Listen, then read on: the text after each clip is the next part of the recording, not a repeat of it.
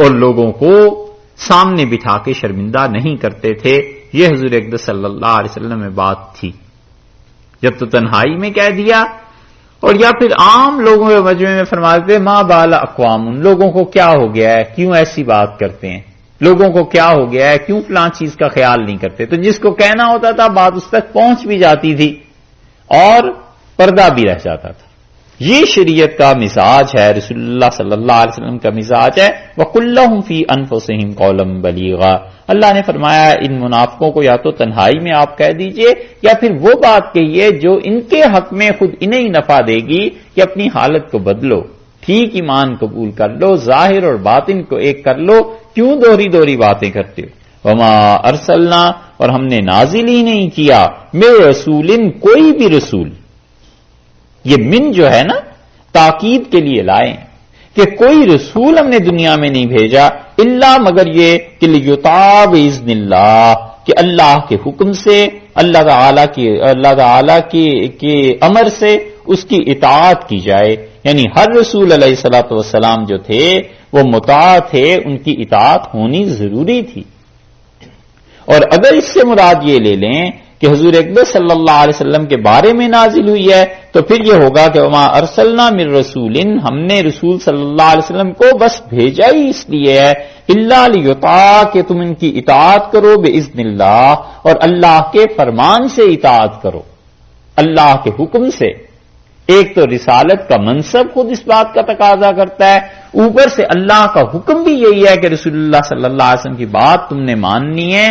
اور پھر اس سے یہ بھی معلوم ہوتا ہے کہ حضور اقدس صلی اللہ علیہ وسلم ہو یا کوئی بھی رسول ہو، اصل میں تو اللہ ہی کے حکم کی وجہ سے اطاعت کی گئی. باذن اللہ کی قید لگا دی نا، کہ اللہ کا حکم یہ ہے کہ تم ان کی اطاعت کرو. وَلَوْ أَنَّهُمْ إِذ ظَّلَمُوا أَنفُسَهُمْ، اور اس کے بعد دیکھو اگر ان لوگوں نے اِذ ظَّلَمُوا أَنفُسَهُمْ، جس وقت اپنا برا کیا تھا، اپنی جانوں پہ ظلم کیا تھا، منافقت اختیار کر لی تھی، رسول اللہ صلی اللہ علیہ وسلم کی بات نہیں مانی تھی، جاؤکا، آپ کے پاس آ جاتے اور آنے کے ساتھ ساتھ فاستغفر اللہ سے معافی مانگ لیتے. یعنی ایمان تو تھا، چاہے نفاق کا ہی تھا لیکن ایمان تھا، کلمہ پڑھتے تھے. ایک چیز یہ کر لیتے کہ آپ کے پاس آ کے اللہ سے ایک معافی مانگ لیتے، اور ایک یہ کہ واستغفر لهم الرسول، اور رسول اللہ صلی اللہ علیہ وسلم ان کے لیے دعا کر دیتے، ان کے گناہوں کی بخشش کے لیے ان کی مغفرت کی دعا کر دیتے، تو لوجد اللہ توابا الرحیما، اللہ کو بہت توبہ قبول کرنے والا، بہت بے حد مہربان پاتے. یہ دونوں چیزیں یعنی ان کا استغفار اور اس کے ساتھ ساتھ رسول اللہ صلی اللہ علیہ وسلم کی دعا انہیں معاف کرا دیتی. استغفار جو ہے اپنے مقام پر بہت بڑی حیثیت ہے اس کی. سورہ انفال میں ایک جگہ آ جائے گا، اس سے آپ دیکھیے، بلکہ اب دیکھ ہی لیجئے. سورہ انفال میں 10ویں پارے میں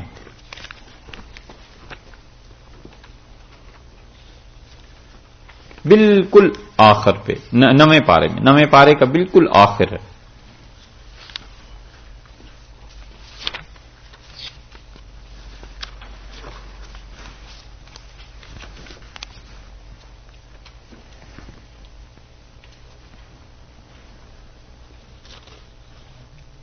آیت نمبر اس سورہ انفال کی دیکھیے 32.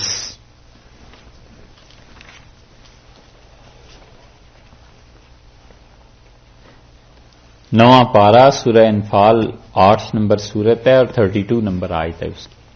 وَإِذْ قَالُوا اللَّهُمَّ، اور جب یہ کافر جمع ہوئے خدا کے گھر میں، ابو جہل اور بدر سے پہلے بہت سے کافر، یا رسول اللہ صلی اللہ علیہ وسلم کی ہجرت کی رات میں یا بدر سے جب نکل رہے تھے اس وقت، اذ قالوا اللہم، بیت اللہ میں کھڑے ہیں، بیت اللہ کے سامنے، اور اللہ سے دعا مانگ رہے ہیں رو رو کے. حدیث میں آیا ہے، کہتے ہیں اللہم ان کان ھذا ھو الحق، اللہ اگر یہ دین سچا ہے نا، من عندک، اسلام تیری طرف سے آیا ہے، فامطر علینا حجارۃ من السماء، تو اللہ آسمان سے ہم پہ پتھر برسا، اوئتنا بعذاب علیم، اور دکھ کی مار ہمیں خدایا دے اگر یہ اسلام سچا ہے تیری طرف سے۔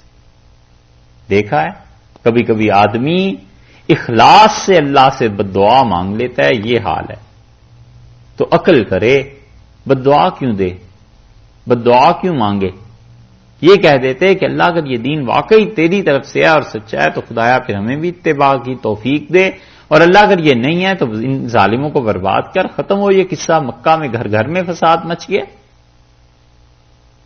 کہتے ہیں ابو جہل اس کے دوست، اللہم ان کان ھذا ھو الحق من عندک، اللہ اگر یہ دین سچا ہے تو نے بھیجا ہے، فامطر علینا حجارۃ من السماء، تو اللہ آسمان سے پتھر برسا ہم پہ، اوئتنا بعذاب علیم، دکھ کی مار ہمیں دے، وما کان اللہ لیعذبہم، اور اللہ انہیں کیسے یہ عذاب دے دیتا، اللہ ہرگز انہیں عذاب نہ دیتا، کیوں؟ وانت فیہم، اس لیے کہ آپ جیسی شخصیت ابھی وہاں موجود تھی، آپ ان میں موجود ہیں، آپ کے ہوتے ہوئے ہم عذاب نازل کر دیں، یہ آپ کی شان کے خلاف ہے۔ ایک وما کان اللہ معذبہم، اور اللہ ان کافروں کو عذاب نہیں دے گا، وہم یستغفرون، جب تک کہ یہ اللہ سے معافی مانگتے رہیں گے۔ دیکھا ہے کافروں کو دو چیزوں نے عذاب سے بچا لیا، ایک حضور اقدس صلی اللہ علیہ وسلم کا ہونا اور ایک استغفار کرنا۔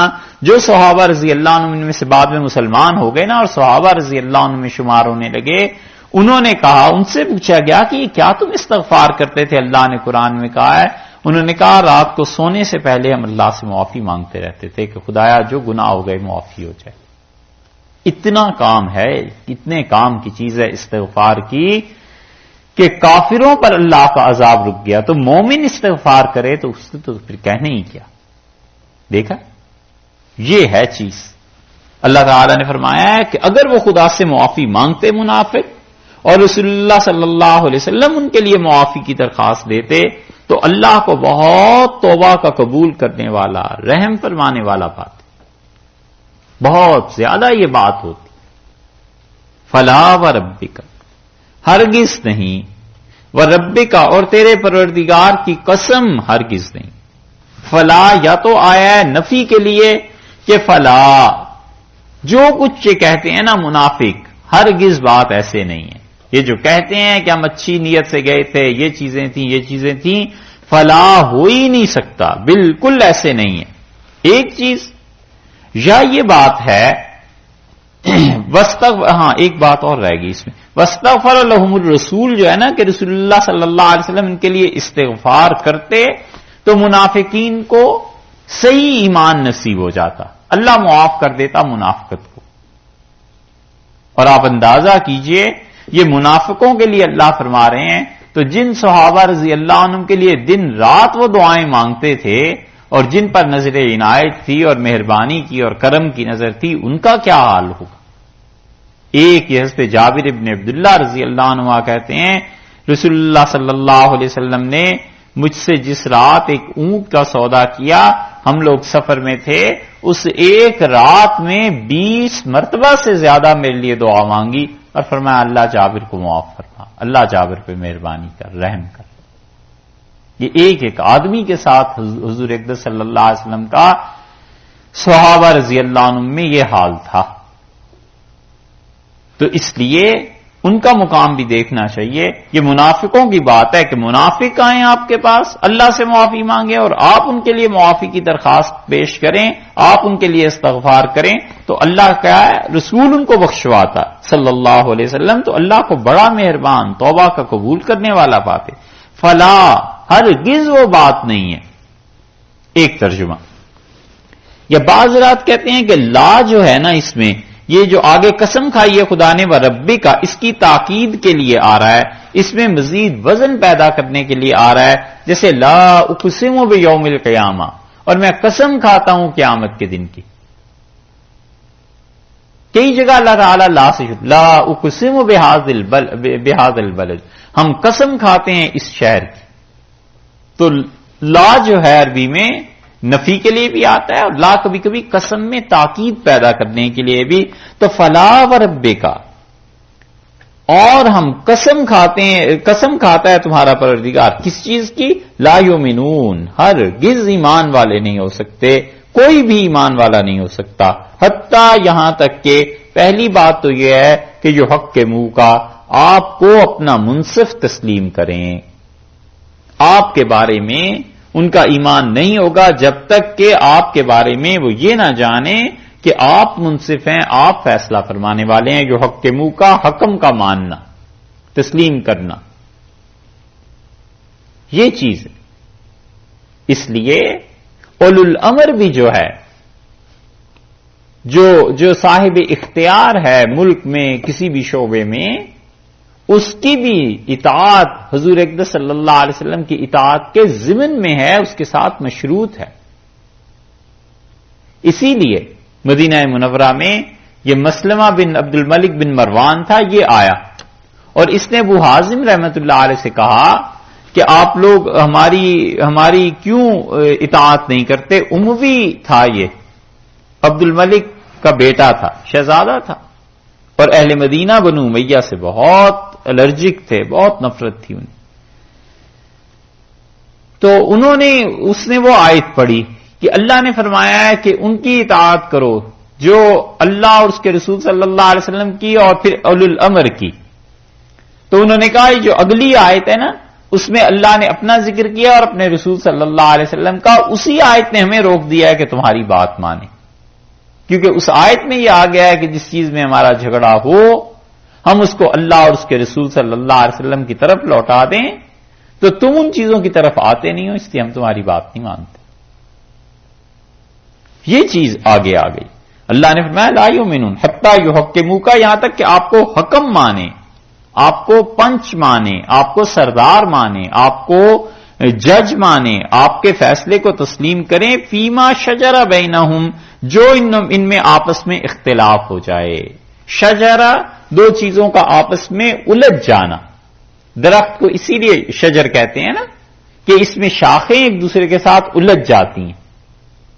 تو جس کام میں بھی دو پارٹیز، دو آدمی کوئی بھی آپس میں جھگڑ پڑیں، آپ کو مانیں کہ آپ کا فیصلہ آخری ہے. ثم لا یجدوا، پھر اس کے ساتھ ساتھ نہ پائیں فی انفسہم، اپنے جیوں میں، حرجا مما قضیتا، کوئی بھی ایسی خفگی جو آپ فیصلہ فرما دیں ان کے جی میں اس فیصلے سے تنگی نہ آئے. یہ ہے مقام ایمان کا. حالانکہ دل میں تنگی آنا یہ ایک ایسی چیز ہے جو کبھی کبھی آ ہی جاتی ہے، لیکن اللہ نے کہا ہے بالکل دل صاف ہونے چاہیے. جو رسول اللہ صلی اللہ علیہ وسلم فیصلہ فرما دیں بس اس پہ تمہاری دل طبیعت خوش ہونی چاہیے کہ یہ انہوں نے فیصلہ کیا ہے. حرجا مما قضیتا، جو آپ کا فیصلہ ہے اس کے خلاف ذرہ برابر یہ اپنے دل میں تنگی نہ محسوس کریں. وَيُسَلِّمُوا تَسْلِيمًا، اور تیسری بات یہ ہے کہ پورا آپ کو قبول رکھیں مان کر. وَيُسَلِّمُوا، آپ کے فیصلے کو قبول کر لیں، تسلیمہ مان کے، اس بات کو مانیں کہ رسول اللہ صلی اللہ علیہ وسلم ہر معاملے میں ان کا حکم آخری حکم ہے، بس اس چیز کو وہ مانیں گے. اسی لیے کتنے ہی فیصلے خلفائے راشدین کے سامنے آئے اور جب پتا چل گیا کہ رسول اللہ صلی اللہ علیہ وسلم نے یہ فیصلہ کیا ہے، انہوں نے کہا بس اس کے بعد چھوڑ دو، ان کا یہ فیصلہ ہے، بس یہ کافی. حضرت عمر رضی اللہ عنہ گئے تھے بیت المقدس کی چابی لینے، اور جب وہ واپس آئے ہیں تو حضرت معاذ ابن جبل اور حضرت ابو عبیدہ رضی اللہ عنہم یہ حضرات تھے، اور طاعون پھیل گیا راستے میں. شام جرف ایک جگہ تھی، وہاں پہ طاعون کا بہت زور ہوا. طاعون پلیگ بھول گئے، ابھی تو ہندوستان میں آیا تھا نہیں، بمبئی میں، گجرات میں، گجرات. اچھا، یہ پھیل گئی چیز، اور ایسی بیماری پھیلی کہ شاید 17 یا 18,000 صحابہ کرام رضی اللہ عنہ اس میں شہید ہو گئے. اتنی یہ بیماری پھیل گئی تھی. حضرت معاذ ابن جبل رضی اللہ عنہ کی شہادت بھی اسی میں ہوئی ہے، حضرت ابو عبیدہ بن الجراح رضی اللہ عنہ کی شہادت بھی اسی میں ہوئی ہے۔ حضرت معاذ ابن جبل رضی اللہ عنہ نے باری باری اپنے بیٹوں کو قبر میں اتارا، اپنی بیویوں کو، اب بھی تک ان کا مزار موجود ہے۔ تو معاذ ابن جبل رضی اللہ عنہ نے اور حضرت ابو عبیدہ رضی اللہ عنہ نے کہا کہ امیر المومنین کو کہیں یہاں آ جائیں۔ حضرت عمر رضی اللہ عنہ تک جب اطلاع پہنچی کہ بیماری ایسے طاعون پھیل گیا اور آپ کو سب لوگ یاد کر رہے ہیں، تو حضرت عمر رضی اللہ عنہ کا میں تو نہیں جاؤں گا۔ پھر اطلاع آئی کہ آپ کو بلا رہے ہیں، آپ نے فرمایا میں کیسے جا سکتا ہوں، وہاں تو ہر طرف موت ہے۔ تو حضرت معاذ رضی اللہ عنہ نے بڑے سخت جملے کہے،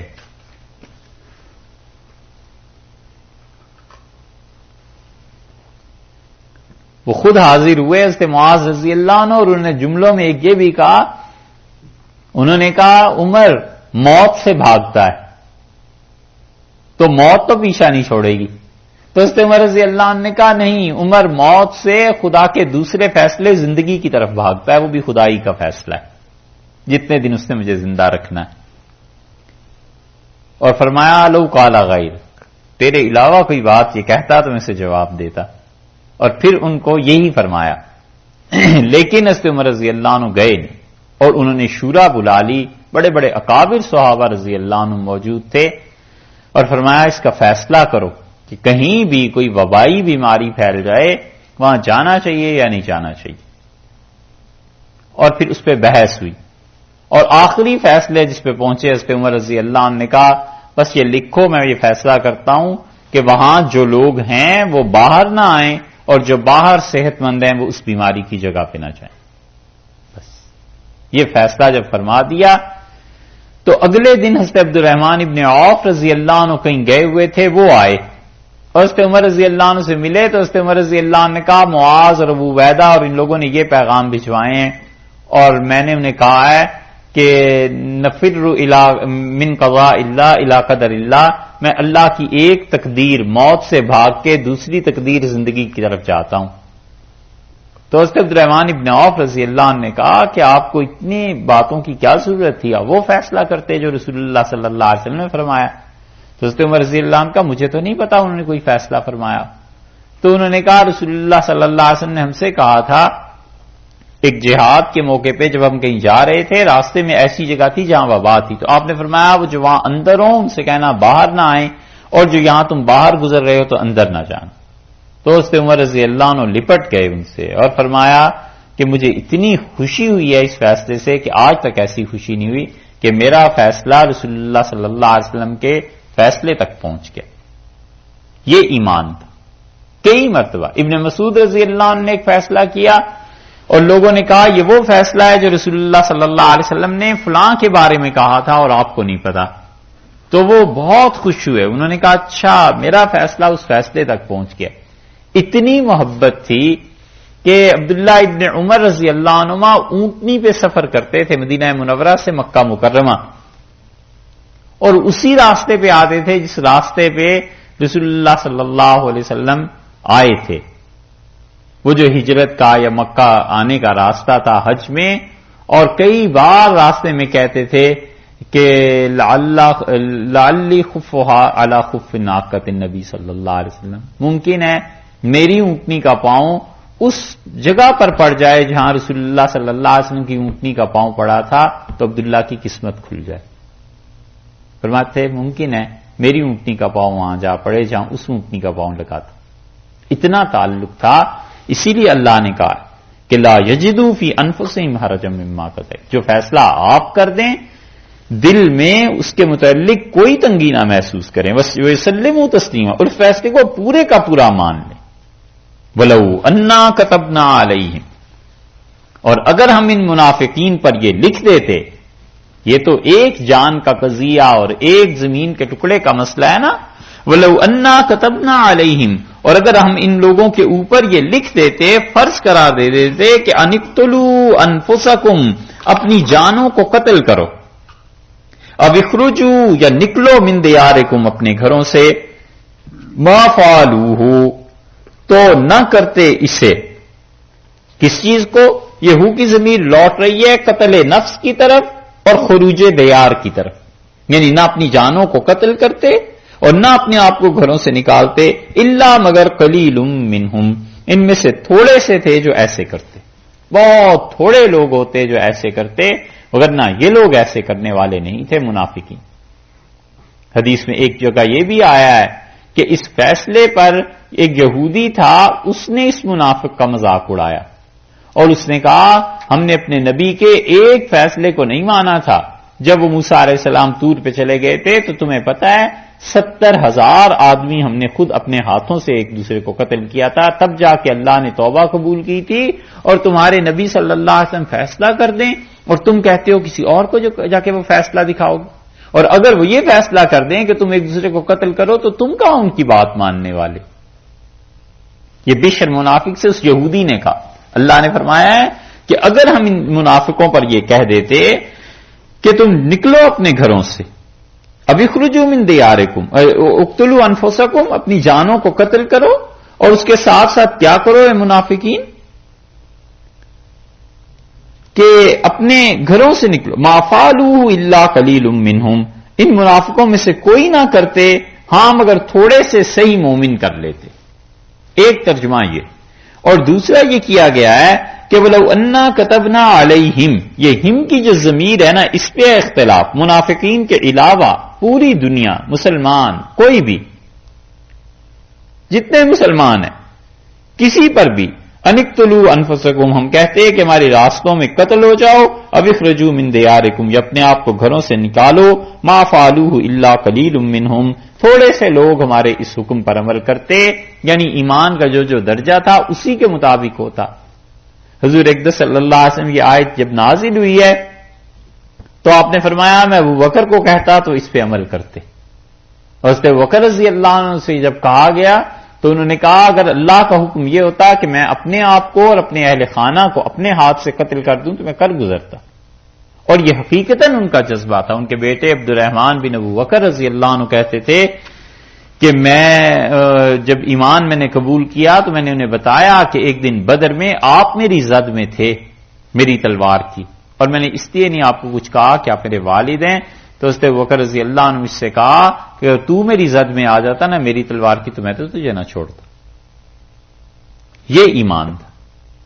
اور رسول اللہ صلی اللہ علیہ وسلم نے دوسری حدیث میں جو بہت روایات بہت اسناد سے آئی ہے، بہت سی روایات میں ہے، آپ نے فرمایا میں ابن مسعود کو اگر یہ کہہ دیتا تو وہ اس بات کو کر گزرتا، چاہے اسے اپنا گھر چھوڑنا پڑتا اور چاہے اپنی جان کو قتل کرنا پڑتا۔ ابن مسعود رضی اللہ عنہ کے متعلق فرمایا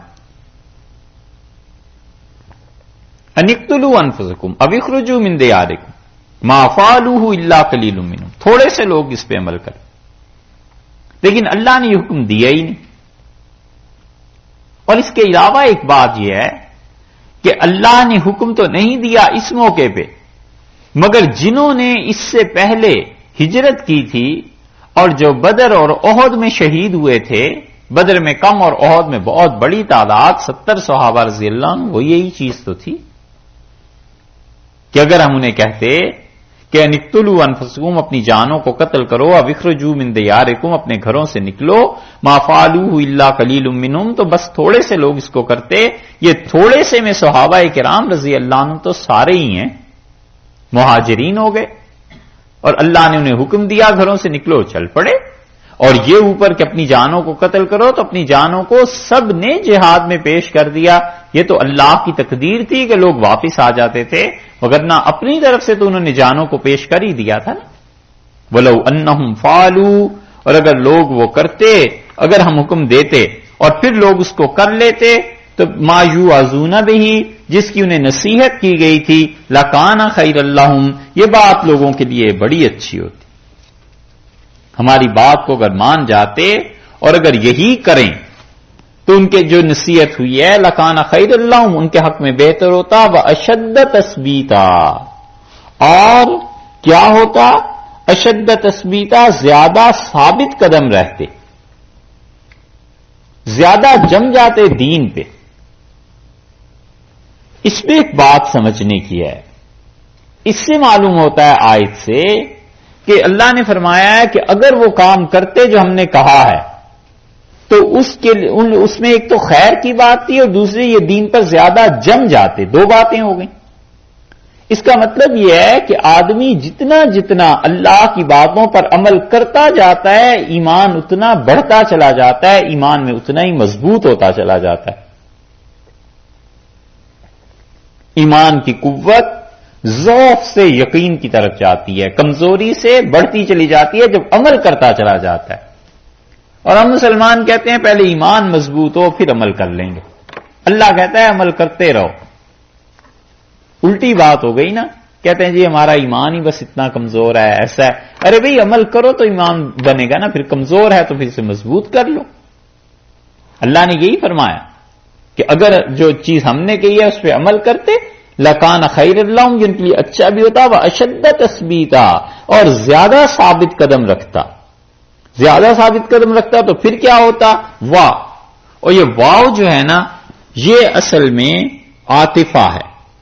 اور یہاں پر سوال یہ اٹھتا ہے کہ اچھا اگر وہ اچھا ہوتا اور اشد تثبیتا زیادہ جم جاتے تو پھر کیا ہوتا؟ وَإِذَن, تو پھر جب یہ ہوتا کہ لَآتَيْنَاهُمْ, ہم انہیں عطا کرتے مِن لَدُنَّا, اپنی طرف سے اجرًا عظیما, بہت بڑا اجر ہم انہیں عنایت کر دیتے. یہ ہوتا, ہم اپنی طرف سے مہربانیاں ان کے لیے کرتے. دو چیزیں کہی ہیں, ایک خیر اللہ اور ایک اشد تثبیتا, کہ ان کے لیے یہ اچھا بھی ہوتا اور ثابت قدم بھی ہوتا ہے. اور اس کے مقابلے میں بھی دو چیزیں آ گئیں. وَإِذَا لَآتَيْنَاهُم مِّن لَّدُنَّا أَجْرًا عَظِيمًا, ہم انہیں اجر عظیم دیتے. ایک وَلَهَدَيْنَاهُمْ صِرَاطًا مُسْتَقِيمًا, اور ہم انہیں راہ دکھاتے صحیح راہ کی طرف. اس حال میں ان کو اپنے پاس سے ثواب دیں اور چلائیں ہم ان کو سیدھی راہ پر. یہ ہے ترجمہ اس کا کہ پھر ہم نے سیدھی راہ پر چلاتے. اور یہ سوچ دیجئے ہم جو کہتے ہیں کہ اہدنا الصراط المستقیم, تو اس کا تقاضا یہ ہے کہ ہم عمل کرتے رہیں شریعت پہ. جتنے اللہ نے حکم دیے اس پہ عمل کرتا رہے. اپنے گھر سے نکلنے کا, اپنی جان کو کھپانے کا بنیاد اس سب چیزوں کی یہ ہے کہ یہ دنیا آرام کے لیے ہے نہیں. اتنی سی بات ہے بس. یہ جس چکر میں ہم پڑے ہوتے ہیں نا کہ یہاں آ کے ذرا آرام سکون مل جائے, تھوڑی سی ٹیک لگا لیں, اور اتنے جتنے اپنے ملک میں کام کرتے ہیں اس کے مقابلے میں یہاں کے تو اور سست پڑ جاتے ہیں, ہے نا. وہاں پھر مشقت محنت کوئی کام کر لیا, یہاں آ کے تو بس گاڑی سٹیئرنگ اور گھر, مطلب اس کام سے بھی جاتے رہتے ہیں جتنا اپنے ممالک میں کرتے رہتے ہیں. ایسی بات نہیں ہے. اللہ نے فرمایا لقد خلقنا الانسان فی کبد, اور ہمیں اپنی قسم ہے ہم نے آدمی کو پیدا کیا ہے محنت کے لیے. 30ویں پارے میں ہے, پہنچے تو پھر پتا چلے گا.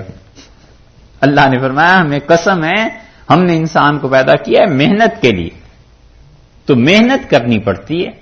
اب محنت کرے نہ دین کے لیے, نہ وقت دیں, نہ مال دیں, اور نہ ہی کوئی قربانی اور جسم کی اور ان چیزوں کی, اور دین آ جائے, وہ کیوں گئی؟ اللہ بڑا غیور ہے, بڑی غیرت ہے خدا میں. یاد رکھو ہر ایک کو دیتا ہے دنیا, کافر کو, مسلمان کو. جو اللہ کو علیہ باللہ گالیاں بھی دیتا ہے, اس سے بڑی گالی کیا ہے کہ شرک کرتا ہے, خدا اسے بھی دیتا ہے. مگر جس چیز کا نام دین ہے نا, یہ اسی وقت ملتا ہے جب کوئی طلب سے آتا ہے اور محنت کرتا ہے, پھر مہربانی کرتے ہیں, پھر عنایات کرتے ہیں, پھر اتنا دے دیتے ہیں کہ طلب سے زیادہ دے دیتے ہیں. یہ ہے چیز. اللہ نے فرمایا ہے اگر وہ لوگ کام کرتے وہ جس کا ہم نے انہیں کہا ہے تو ہم نے اپنے پاس سے اجر بھی دیتے اور سیدھی راہ دکھاتے.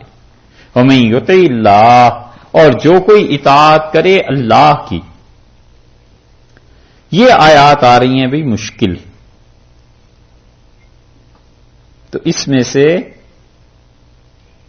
2 آیتیں پڑھ کے تھوڑا سا وقفہ کرتے ہیں, پھر اس کے بعد اور بھی مشکل ہیں, ان کو سمجھیے گا.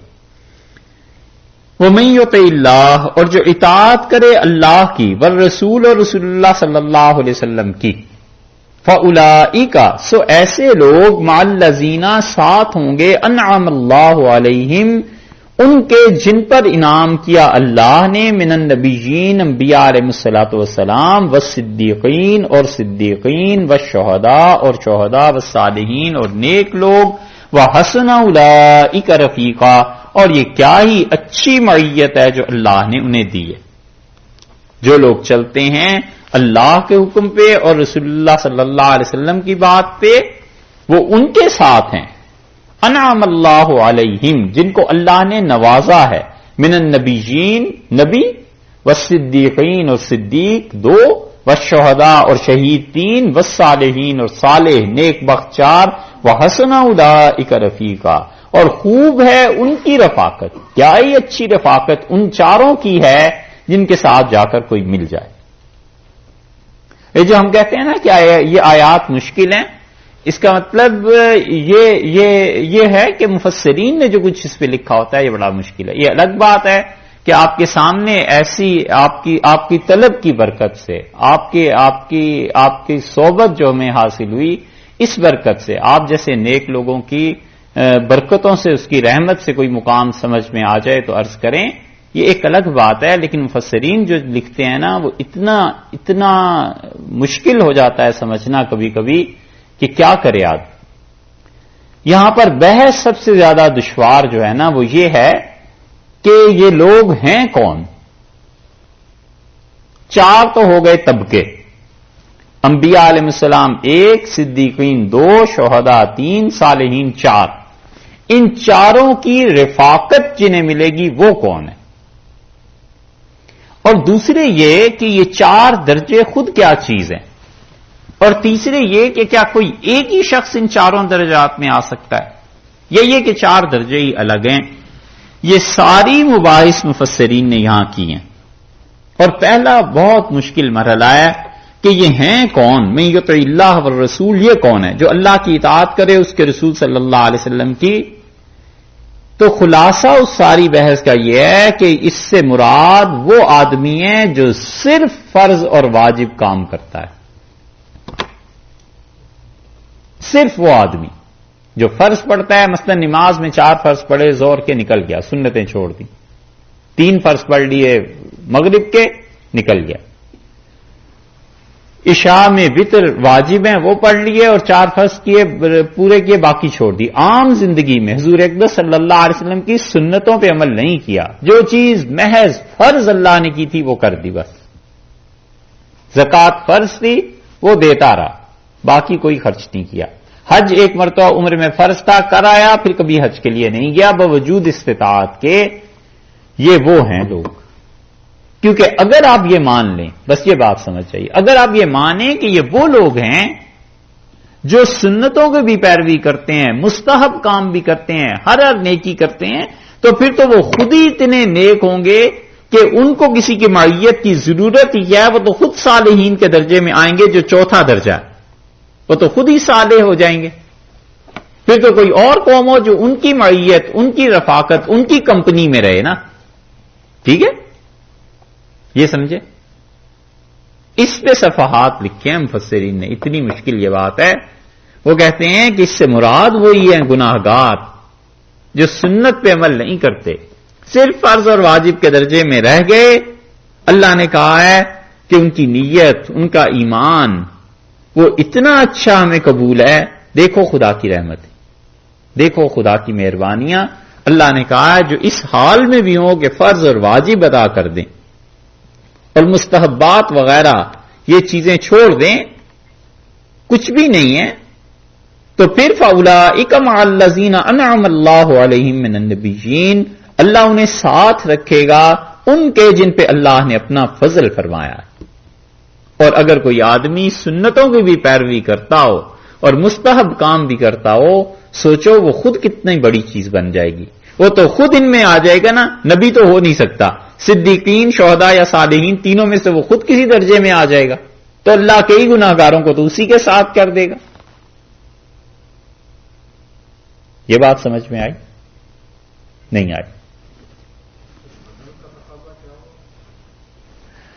فی الحال تو انعام کو دیکھتے ہیں. دیکھو 2 چیزیں ہیں. وَمَن يُطِعِ اللَّهَ وَالرَّسُولَ، ہمیں بحث صرف اتنی کرنی ہے کہ یہ لوگ کون ہیں جن کے متعلق اللہ کہتا ہے کہ اللہ تعالیٰ کی اطاعت کی اور رسول اللہ صلی اللہ علیہ وسلم کی.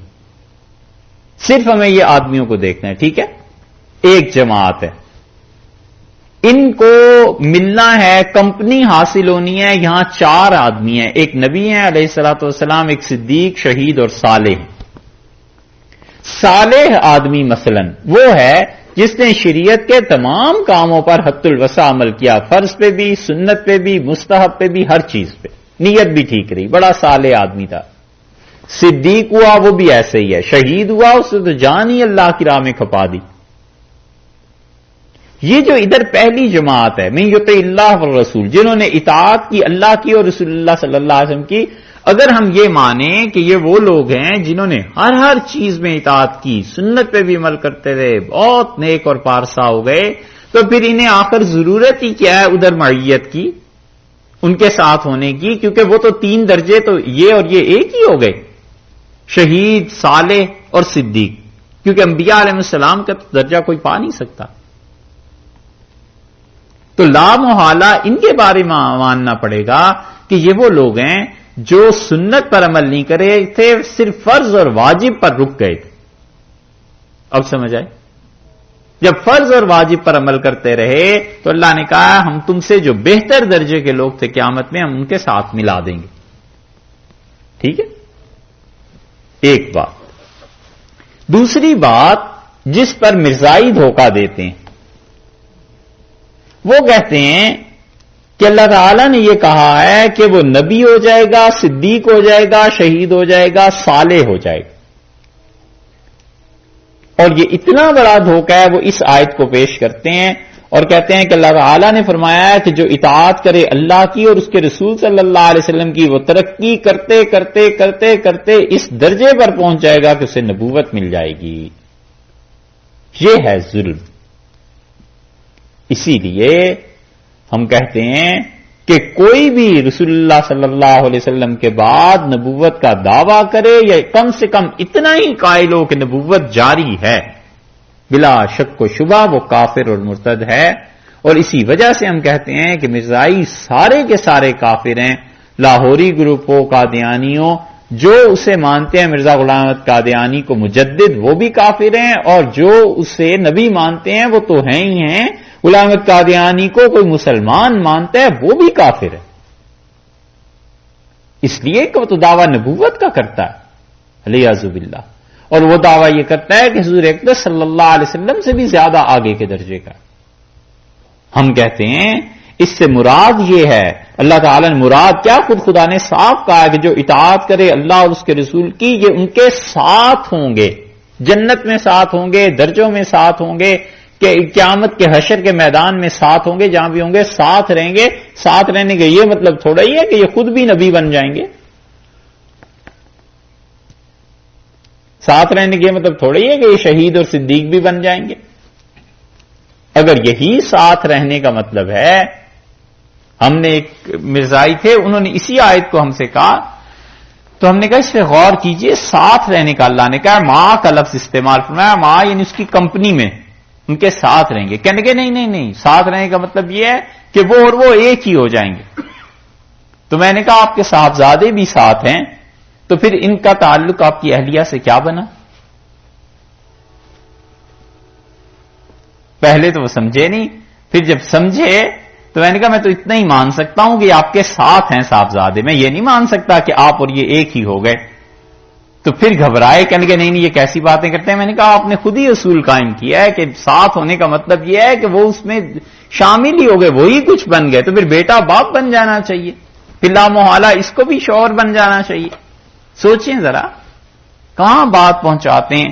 اس لیے یہ جو ہے نا قادیانی، ان کے کفر کی ایک وجہ یہ بھی ہے کہ وہ اس آیت میں تحریف ایسے کرتے ہیں. اللہ نے فرمایا من یطع اللہ والرسول، اور جو اطاعت کرے اللہ اور اس کے رسول صلی اللہ علیہ وسلم کی. یہ گناہگار انسان جس نے صرف فرض ہی پورے کیے ہیں، واجبات ہی پورے کرتا رہا ہے، مر مر کے دین پہ چلتا رہا ہے، اللہ نے کہا ہے کہ ہم اسے بھی کر دیں گے اپنی مہربانی سے، عنایت سے، انعم اللہ علیہم، جن پہ اللہ نے انعام فرمایا ہے تو اللہ اس پہ بھی کچھ انعام کر دے گا۔ یہ باتیں سمجھ میں آ گئیں دو۔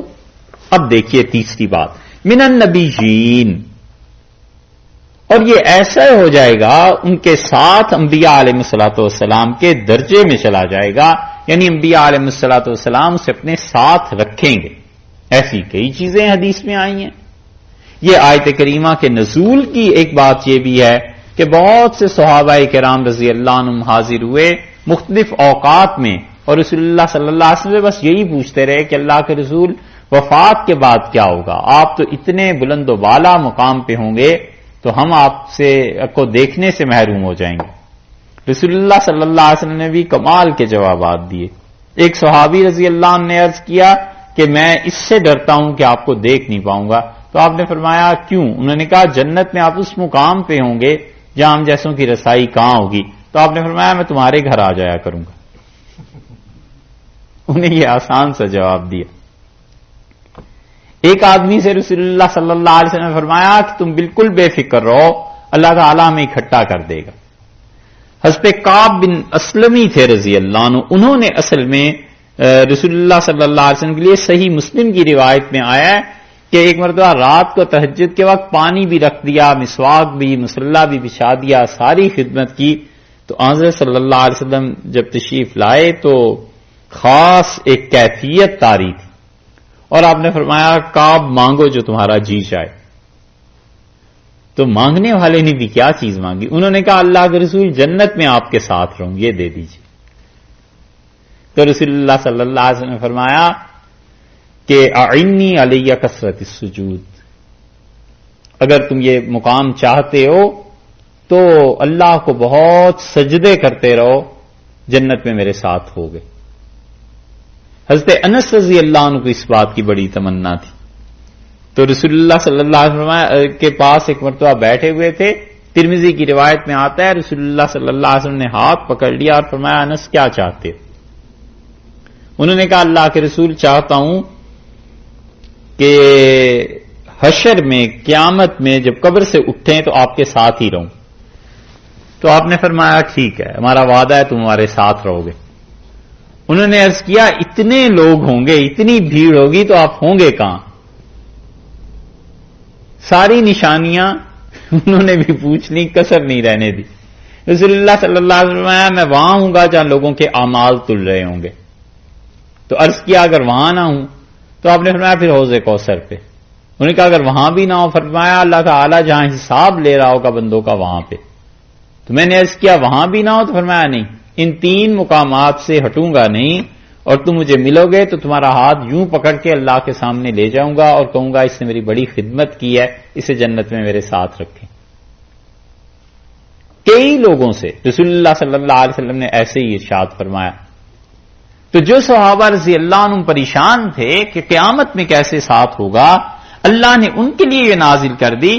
اللہ نے فرمایا ہے کہ وہ ساتھی ہوں گے، انعم اللہ علیہم من النبیین، ان کے جن پر اللہ نے اپنے نبیوں میں سے علیہ الصلوۃ والسلام جن کو نبوت دی ہے، والصدیقین، اور جن پہ انعام ہوا ہے صدیقیت کا، شہادت کا یا صالحیت کا۔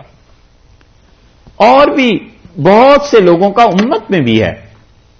رسول اللہ صلی اللہ علیہ وسلم متقی لوگ قیامت میں میرے قریب ہوں گے، جہاں کہیں بھی ہوں، دنیا کے جس خطے میں بھی پائے جائیں۔ ایک جگہ ارشاد فرمایا جو سب سے زیادہ مجھ پہ صلاۃ و سلام درود پڑھنے والا تھا وہ سب سے زیادہ میرے قریب ہوگا۔ ایک جگہ فرمایا تاجر صدوق الامین، وہ جو تجارت کرتا رہا دنیا میں سچائی کے ساتھ، امانت داری کے ساتھ، وہ قیامت میں ہم سے سب سے زیادہ قریب ہوگا۔ ایک جگہ فرمایا جو ماں باپ کا نافرمان نہیں ہوگا وہ قریب ہوگا۔ یہ ساری چیزیں رسول اللہ صلی اللہ علیہ وسلم نے بتائیں۔ اس لیے تجارتی بندہ اس نیت سے شروع کر دے، سال میں ایک آدھ سودا کر لے، پھر اگلے سال کر لے، کرے سچائی اور امانت داری کے ساتھ، تاکہ مسلمانوں کا اچھا اثر پڑے، لوگ دیکھیں کہ ہاں مسلمان اچھے لوگ ہوتے ہیں۔ کئی مرتبہ سفر میں اور جگہوں میں ہم نے کافروں کو دیکھا، انگریزوں کو، تو وہ بڑی اچھی طرح ملے، ان کا مسلمان بڑی اچھی قوم ہے، فلاں میرا دوست مسلمان تھا، اور ہمارے گھر کھانا بھیجا کرتا تھا.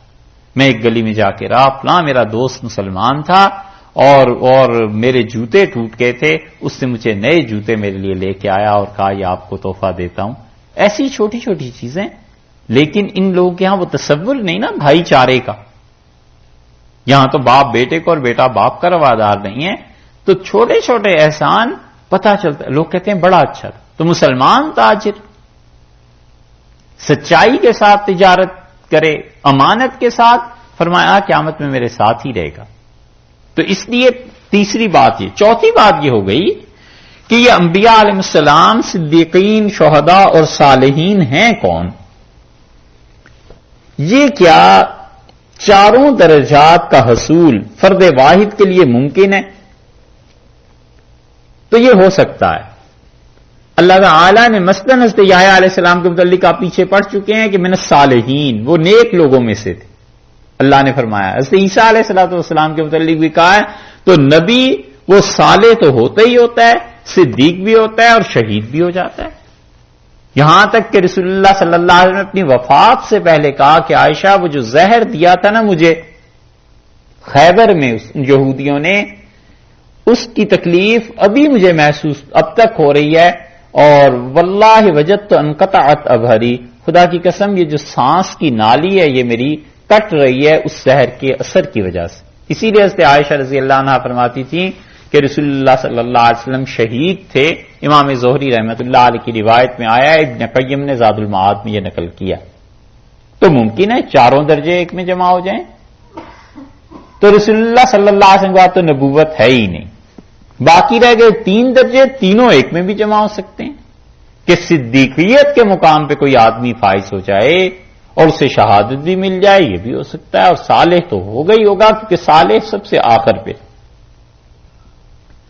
اور اسی طرح اس طرف بھی مفسرین گئے ہیں کہ وہ کہتے ہیں یہ چار درجے ہی الگ الگ ہیں. انبیاء علیہ السلام کا اپنا مقام ہے، صدیقین کا اپنا، شہداء کا اپنا اور صالحین کا اپنا مقام ہے، اور ہر ایک کا مقام مختلف ہے. نبوت کا مقام سب سے عرفہ اور اعلیٰ ہے. کسی گناہگار کو اللہ جنت میں وہاں لے جائے، انبیاء علیہ السلام کے درجے میں دکھا دے اسے، تو خدا کے لیے کیا مشکل ہے. اس لیے ارشاد فرمایا ہے کہ جو اللہ اور اس کے رسول صلی اللہ علیہ وسلم کی اطاعت کرے گا، اللہ تعالیٰ اسے ان کے ساتھ کر دے گا جن پر خدا نے اپنا فضل فرمایا ہے، اور ان میں سے پہلا درجہ ہے نبوت کا. ابن عربی رحمت اللہ علیہ نے اس پہ لکھا ہے، اور شیخ کو بڑا ظلم کرتے ہیں جو انہیں کافر کہتے ہیں. حتیٰ کہ یہاں اس دن ہم کتابیں لینے گئے تھے تو ایک کتاب ہم نے ان سے پوچھی کہ شیخ کی یہ کتاب آپ کے یہاں ہے، تو اس نے کہا ہاں ہاں یہ ہے، اور بات شروع سے مجھ سے کی اور کہنے لگا کہ ہاں ابن عربی کافر. میں نے کہا شیخ اللہ سے ڈرو، ابن عربی کو کافر کہتے ہو؟ تو وہ مجھے کہنے لگا کہ تم اللہ سے ڈرو، وہ کوئی مسلمان تھا. میں نے کہا کسی آدمی کے لیے یہ جائز نہیں ہے کہ شیخ پہ تنقید کرے جب تک کہ اس نے شعرانی رحمت اللہ علیہ کی الیواقیت والجواہر نہ پڑھی ہوئی ہو. بہت ناجائز بات. تو اس کا ہاں میں نے الیواقیت والجواہر دیکھی ہے اور بس پڑھی ہے. میں نے کہا اگر پڑھی ہوتی تو آپ یہ نہ کہتے. یہ صرف بات ہی ہے کہ پڑھی ہے. شیخ کی کتابوں میں رد و بدل ہوئی، شیخ کی کتابوں میں تحریف ہوئی. اگر شیخ خود زندہ ہوتے اور ان کی وہ عبارتیں جو لوگوں نے کاٹ کے کچھ سے کچھ کر دی ہیں ان کے سامنے پیش کی جاتی تو وہ بھی کفر کا ہی فتویٰ دیتے. وہ کہتے جو عبارت یہ کہتا ہے وہ کافر ہے، میں نے نہ کہی ہے نہ مجھے پتا ہے. کتابوں میں تحریف ہوتی ہے. اگر اس کی تفصیل آپ نے پڑھنی ہو کہ کتابوں میں کیسے تحریف ہوتی ہے، شاہ عبدالعزیز صاحب رحمۃ اللہ علیہ کی کتاب تحفہ اثنا عشریہ آپ پڑھیں نا، اس میں حضرت نے لکھا ہے کہ فلاں فلاں فلاں فلاں شیعہ علماء تھے اور انہوں نے خام خواہ کتابوں کو رد و بدل کر کے کلمی نسخوں میں اپنے آپ کو شافعی قرار دیا کہ ہم تو شافعی مسلک ہیں. یہ چیزیں ہوتی. ابن عربی رحمۃ اللہ علیہ بڑے اونچے مقام کے آدمی تھے اور صاحب کرامت تھے، ایسے جن کی کرامتیں وفات کے بعد بھی اللہ نے ظاہر کی. وہ کہتے ہیں کہ نبوت کا مقام، شیخ کہتے ہیں میں نے عالم کشف میں دیکھا اور ایسا خوبصورت دروازہ تھا کہ میں حیران رہ گیا، اور میں نے اس دروازے کو کھٹکھٹایا اور میں نے کہا میرے لیے یہ کھولا جائے، تو فرشتوں نے مجھ سے کہا کہ دروازہ ہمیشہ کے لیے بند ہو گیا ہے رسول اللہ صلی اللہ علیہ وسلم پہ، بس ان کے بعد اب نہیں کھولا جائے گا۔ اور ایک جگہ پہ انہوں نے لکھا ہے کہ نبوت کے مقام کی ایک تجلی مجھ پر پڑی جو سوئی کی نوک جو ہوتی ہے اس کا بھی کئی گنا کم حصہ تھی، کئی 100,000 میں تقسیم کریں اس سے بھی کم۔ شیخ کہتے ہیں نبوت کے مقام کی اتنی سی تجلی مجھ پہ پڑی اور قریب تھا کہ میں جل جاتا، مر جاتا۔ اسی لیے انہوں نے اپنی کتابوں میں بعض جگہ لکھا ہے کہ یہ کتاب رسول اللہ صلی اللہ علیہ وسلم نے مجھ سے کہا کہ میں لکھوں، اور میں نے عرض کیا کہ امت اسے سمجھ نہیں پائے گی، فرمایا تمہیں جلا دیں گے اگر تم نے یہ نہ لکھی۔ یہ چیز تو شاہ ولی اللہ رحمۃ اللہ نے بھی لکھی ہے۔ شاہ صاحب نے حجت اللہ البالغہ کے شروع میں لکھا ہے کہ حضور اقدس صلی اللہ علیہ وسلم نے مجھ سے فرمایا کہ یہ کتاب لکھو۔ نبوت کا مقام بہت بڑی چیز ہے، بہت بڑی چیز ہے۔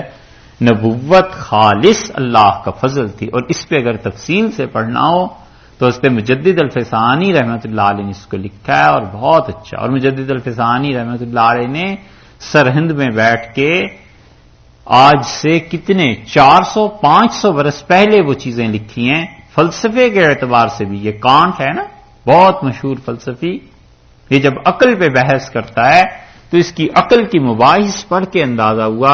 اللہ کا شکر ہے اس سے پہلے حضرت مجدد رحمۃ اللہ علیہ کو پڑھا تھا تو خیال ہوا کہ ارے یہ تو بچہ ہے یار اس کوچے کا، حضرت مجدد رحمۃ اللہ علیہ کہاں اور یہ لوگ کہاں۔ والصدیقین، دوسرا درجہ فرمایا وہ جو صدیقین ہیں، انتہائی سچے اور سب کے قائد اور امام سیدنا صدیق اکبر رضی اللہ عنہ، جنہوں نے اپنی جان، مال، اولاد سب چیزوں سے تصدیق کر دی کہ رسول اللہ صلی اللہ علیہ وسلم کو واقعی وہ اللہ کے حقیقی رسول پیغمبر علیہ الصلوۃ والسلام جانتے تھے اور ان کی حکموں پر عمل کرتے تھے۔ صدیقیت جو ہے فکر میں انتہائی ممتاز، سوچ میں، اور شہید عمل میں وہ ہے۔ شہادت میں عمل کا غلبہ ہو جاتا ہے، فکر تو ہوتی ہے لیکن اس کے ساتھ ساتھ عمل اس کی زندگی پہ غالب آ جاتا ہے، فکر اس غلبے میں چھپ جاتی ہے۔ اور شہید جو ہوتا ہے شہادت تو اللہ اسے نصیب کرے سو کرے، مگر اس پہ فکر کا غلبہ ہوتا ہے، سوچتا ہے، فیصلے کرتا ہے، دور اندیش فیصلے۔ والصالحین، اور صالح وہ ہے جس میں صدیقیت اور شہادت دونوں سے کچھ نہ کچھ چیزیں مل جاتی۔ اس پہ انہوں نے لکھا ہے صاحب المعانی نے، شہاب آلوسی رحمۃ اللہ علیہ بغداد کے مفتی تھے، اور ان کی بیعت تھی مولانا خالد نقشبندی رحمۃ اللہ علیہ سے، اور مولانا خالد نقشبندی رحمۃ اللہ علیہ کا سلسلہ اتنا پھیلا کہ حرمین شریفین میں ان کے ائمہ جو تھے ان سے بیعت تھے، وہاں تک ان کے طریقے کے مطابق ذکر اور مراقبات ہوتے تھے، اور یہ پورا شام، عراق، مصر، سعودیہ، ان سارے علاقوں میں یہ سلسلہ پھیلا، اور خاص طور پہ مرکز اس کا ترکی بنا، اور ترکی میں اس نقشبندی سلسلے کو خالدیہ سلسلہ کہنے لگے۔ اور شیخ خالد نقشبندی رحمۃ اللہ علیہ یہ فیض کہاں سے چلا اور کس کے مرید تھے معلوم ہے؟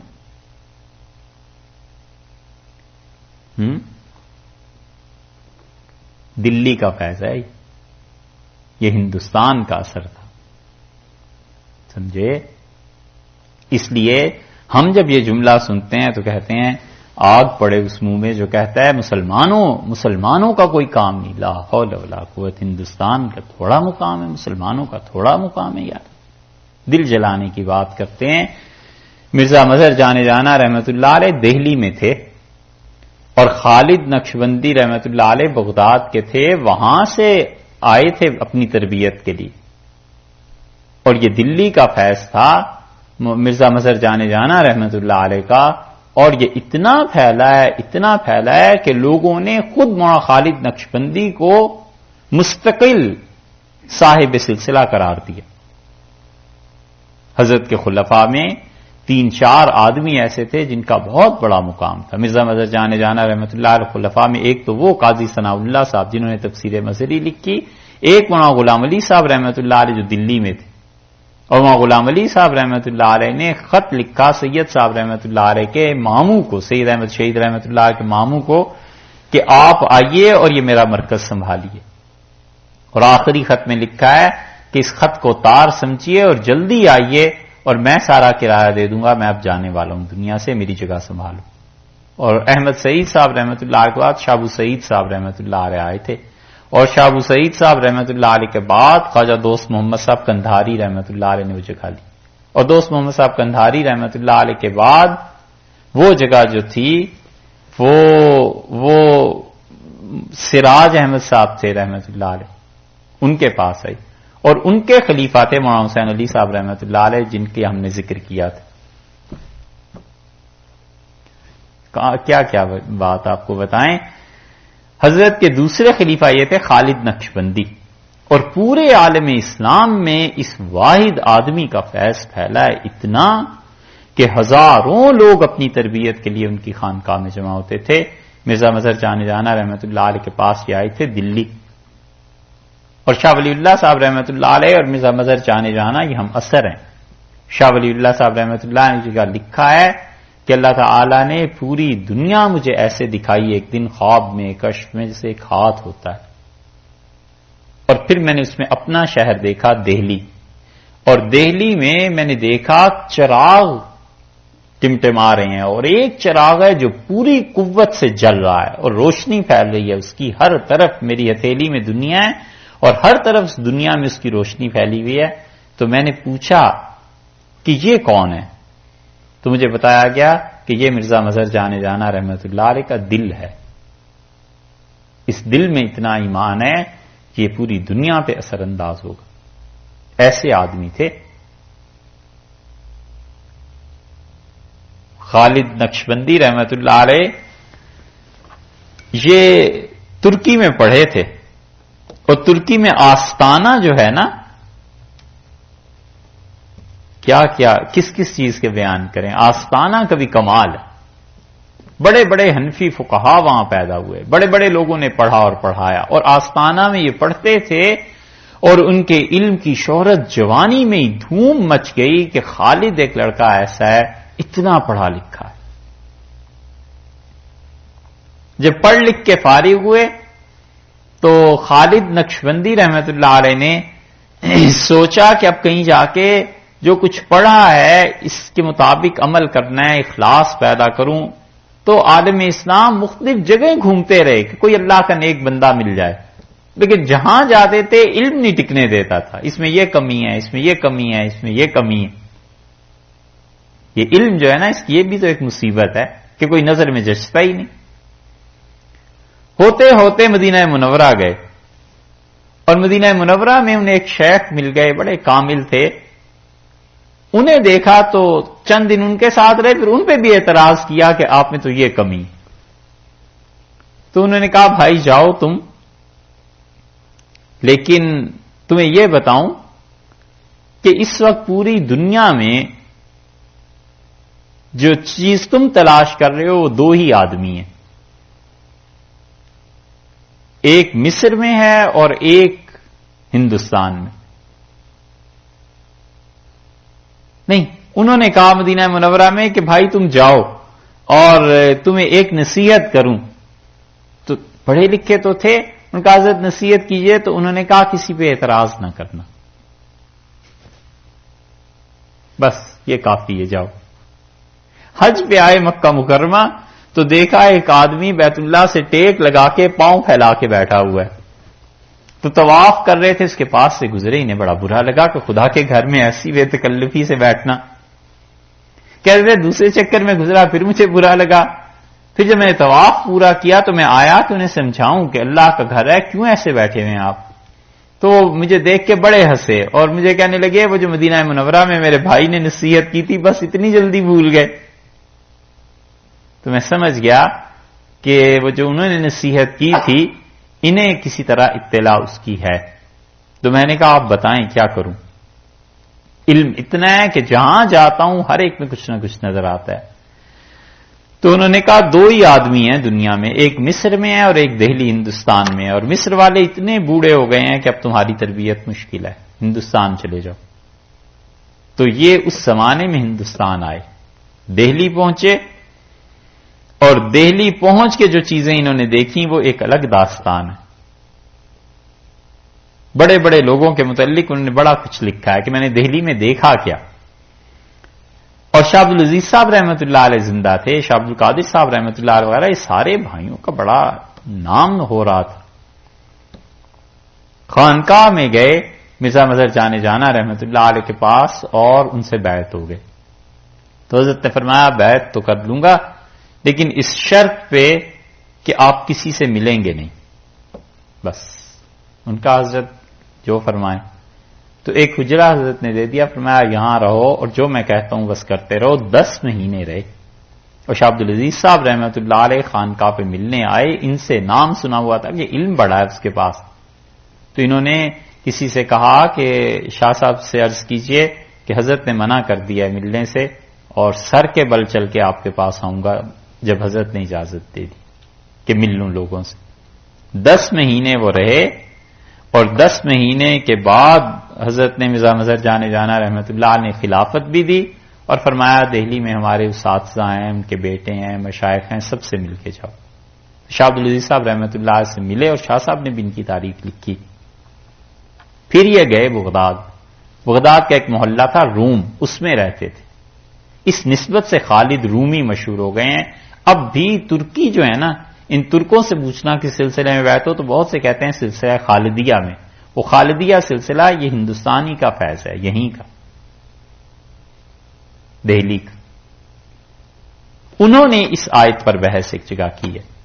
کہتے ہیں کہ اللہ نے یہ جو فرمایا ہے کہ من النبیین، انبیاء علیہ الصلوۃ والسلام میں تو نبوت میں اصل حضور اقدس صلی اللہ علیہ وسلم تھے.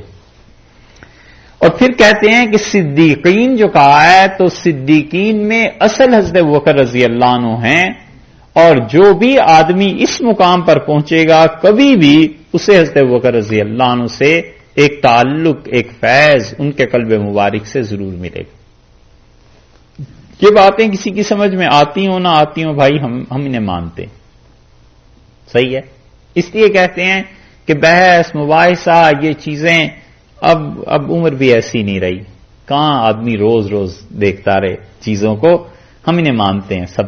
وہ جو کچھ انہوں نے فرمایا ہے بس صدیقین اور صدیقین تھے.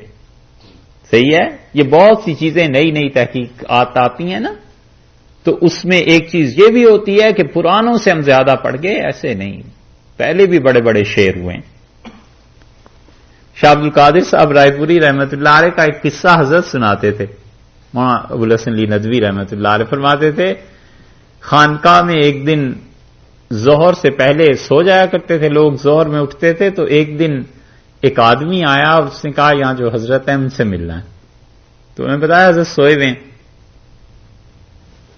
اس نے کہا کب اٹھیں گے؟ ان کا ظہر میں. اس کا ملا دو گے؟ ان کا مل لینا. کام کیا ہے؟ اس نے کہا میرا نام ہے سید جارج اور حضرت سے ملنا ہے. تو حضرت فرماتے جو خدام تھے وہ حیران ہوئے. ان کا آپ سید بھی ہیں اور جارج تو انگریزوں کا. ان کہا میں نے عیسائیت قبول کر لیا ہوں سید.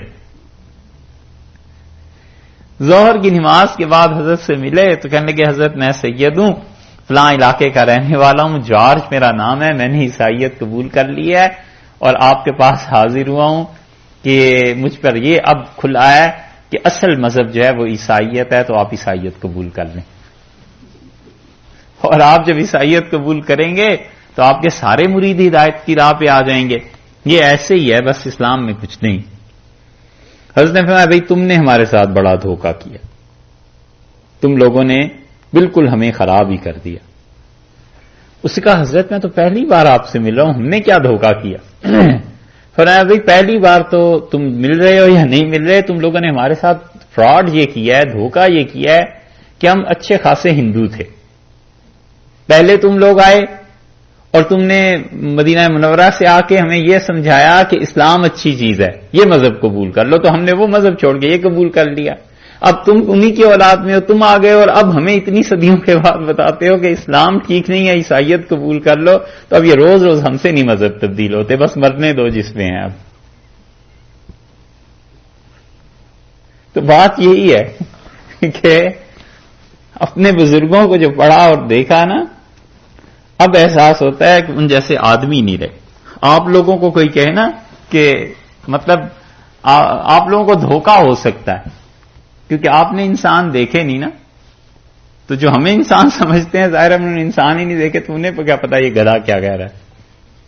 ہم نے انسان دیکھے ہیں، اس لیے مجھے کوئی نہیں کہہ سکتا کہ یہ انسان ہے، ہمیں پتا ہے کیا گدھا ہے، گھوڑا ہے، کیا چیز ہے، انسان دیکھے ہیں نا، آپ نے انسان ایسے دیکھے نہیں۔ حضرت نے لکھا ہے اس پہ، وہ کہتے ہیں جو صدیق ہے نا، یہ مقام ایسا ہے کہ قیامت تک حضرت ابوبکر رضی اللہ عنہ اس کے قائد اور امام، اور تیسرا درجہ شہداء کا۔ اور وہ کہتے ہیں یہ چیز اللہ نے حضرت عمر رضی اللہ عنہ کو دی تھی، حقیقتاً بھی ان پہ فکر کی بجائے غلبہ تھا عمل کا، اور وہ غلبہ اتنا زیادہ ہوا یہاں تک کہ شہادت پہ پہنچ گئے۔ اور حضرت عمر رضی اللہ عنہ خود دعا مانگتے تھے کہ اللہم ارزقنی شہادتاً فی سبیلک، اللہ اپنی راہ میں شہادت دے، وجعل موتی فی بلد رسولک، اور میری موت تیرے نبی صلی اللہ علیہ وسلم کے شہر میں ہو۔ تو ام المومنین حفصہ رضی اللہ عنہ کہتی ہیں میں نے ان سے کہا ایک دن، میں نے کہا بین ظاہرانئی العرب، آپ عربوں کے بیچ میں اب آ گئے ہیں، چاروں طرف اسلام پھیل گیا ہے، اب کہاں شہادت؟ جہاد کے لیے آپ نہیں جاتے، نہ جا سکتے ہیں چھوڑ کے ہمیں، اور جہاد یہاں آ جائے گا، یہ بھی نہیں ہو سکتا۔ تو کہنے لگے بھلا کہتی تو تم سچ ہو، سیاتی بہا انشاء اللہ، لیکن اگر اللہ میرا چاہے گا تو شہادت کو مدینہ منورہ میں لے آئے گا، اور واقعی شہید ہوئے۔ والصالحین، اور صالح، حضرت نے جب یہ بیان کیا مولانا خالد نقشبندی رحمۃ اللہ علیہ نے، تو یہ روح المعانی نے بھی لکھا ہے۔ مولانا خالد نقشبندی رحمۃ اللہ علیہ کو اگر آپ ان کا مقام دیکھنا چاہتے ہو تو اور سب چیزوں کو چھوڑ دو، یہ روح المعانی جو مفسر ہیں نا، مفتی تھے بغداد کے، یہ ان کے مرید تھے، اور کئی بار آپ نے نام سنا ہوگا کہ شامی میں یہ آیا ہے۔ حنفی فقہا یہ کہتے ہیں، مفتی یہ کہتے ہیں، یہ شامی کے جو مصنف تھے نا ابن عابدین رحمۃ اللہ علیہ، انہوں نے پوری کتاب قصیدہ لکھا ہے مولانا خالد نقشبندی کی شان میں رحمۃ اللہ علیہ۔ اور مولانا خالد نقشبندی رحمۃ اللہ علیہ پہ جب لوگوں نے جھوٹ الزام لگائے اور کفر کا فتویٰ لگایا تو شامی نے پورا رسالہ لکھا ہے، سل الحسام الہندی، ہندوستان کی برہنہ ننگی تلوار فی نصرت مولانا خالد نقشبندی، مولانا خالد نقشبندی کی حمایت میں کھینچی گئی، اپنی کتاب کا نام یہ رکھا ہے۔ شامی جیسے آدمی، اتنا فقیہ، اتنے بڑے آدمی کہ اب 200 سال سے لوگ انہی کی کتاب پہ حنفی فقہا فتوے دیتے ہیں، یہ ان سے بیعت ہوئے تھے۔ اسی لیے تو ہم کہتے ہیں کہ کون ایسا شعر ہے جس نے امت میں کام کیا ہو اور کہیں نہ کہیں اس کا تزکیہ نہ ہوا ہو۔